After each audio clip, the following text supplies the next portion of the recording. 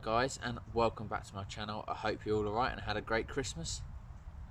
So if you're like me and you're a bit of an eager beaver to get out fishing, these weather conditions are not great, and I'm pretty certain it's probably frustrating you as much as it is me and a lot of other people. Here is a couple of pictures of my local rivers that I like to fish and that I was wanting to fish during the winter.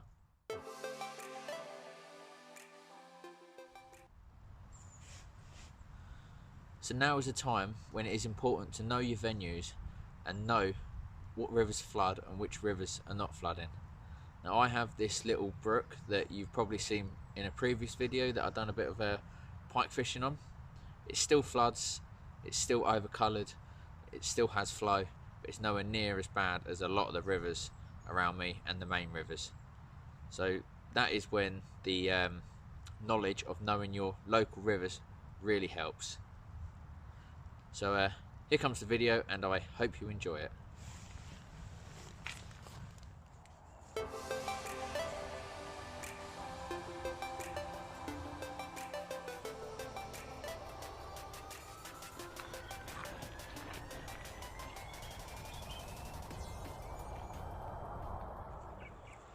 Okay guys, so I'm not sure if you watched the first flooded river, that's deadbaiting video.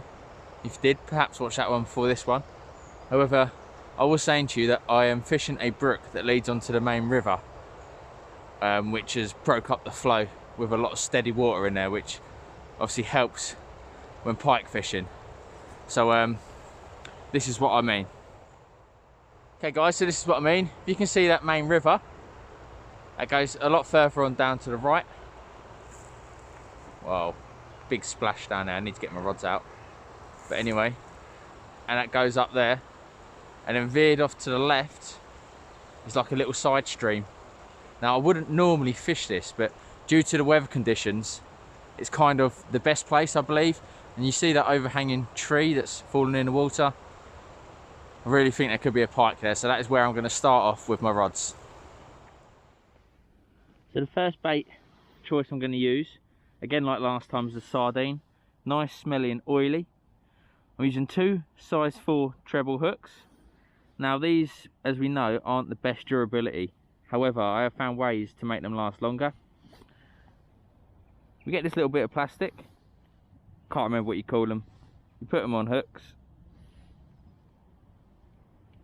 Put one of the hooks through the tail end of the sardine, literally through it to the other side, and I'll place this on.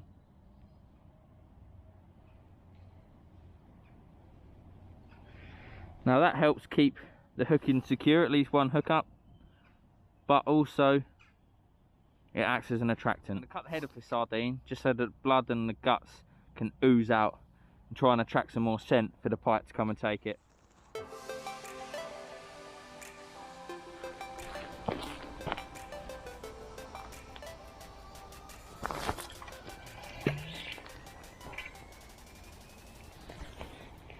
So the other bait I'm going to use is a chopped up bit of herring.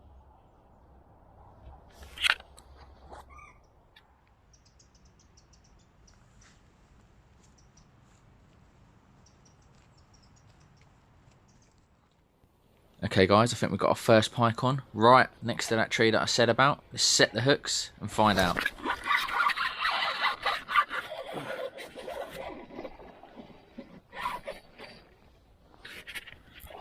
Not massive, but you can't complain when fishing in these conditions. I'll take any pike to the bank.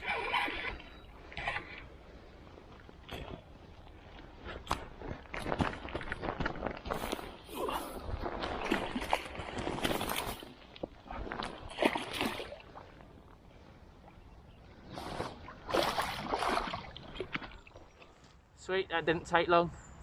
About 25 minutes in, first pike. That was caught on half a sardine. Right, I'll get it back.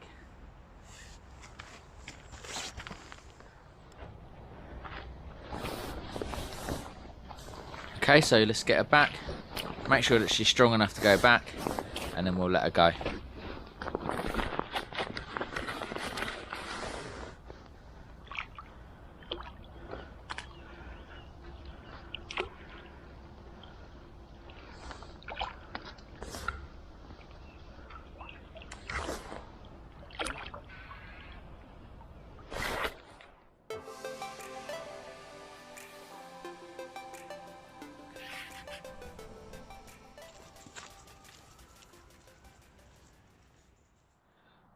Look, can you see that flow coming down here?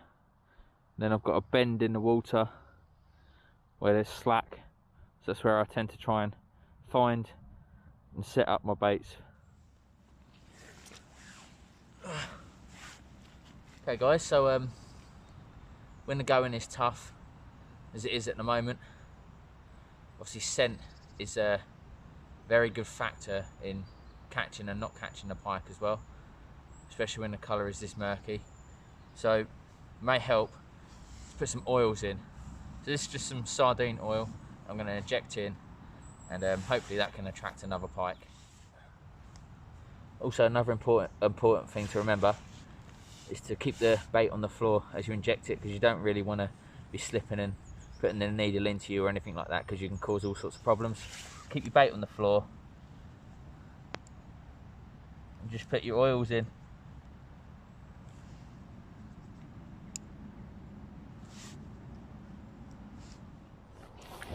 Right guys, I think we've got another pike on. Float's starting to do a bit of a dance. Let's wind down and set the hooks.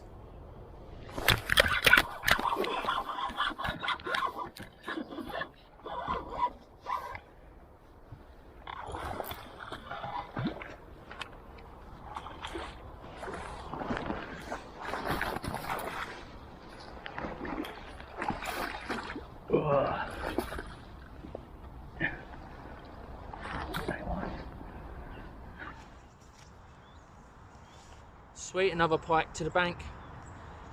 Change of swim helped. By no means a monster by anyone's standard, but when the conditions are against you, you need to think outside the box of where you could fish and possibly target. Got another pike on. Great, I'm going to get it back and keep on going until we get some more. That was again caught on a sardine.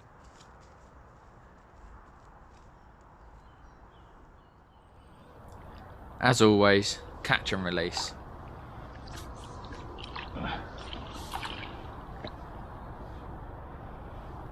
And they're just going to go have a nice little sulk in the margins before swimming off. Okay guys, that is the end of the video. I hope you enjoyed it and you found it informative. If you did, please hit the subscribe and the like button below, just so you don't miss any new and upcoming content that's coming up. So in my next couple of videos, I'm going to be doing some lure fishing. Can't beat a bit of lure fishing for pike in the winter. My wife brought me some lures for Christmas, so I can't wait to test them out, see how well they work, see how well they don't as well. Hopefully they all work well and get some nice pike on them. Also going to be doing some more dead baiting videos. I've got some different sort of baits that you would tend to use, which include mice and squid.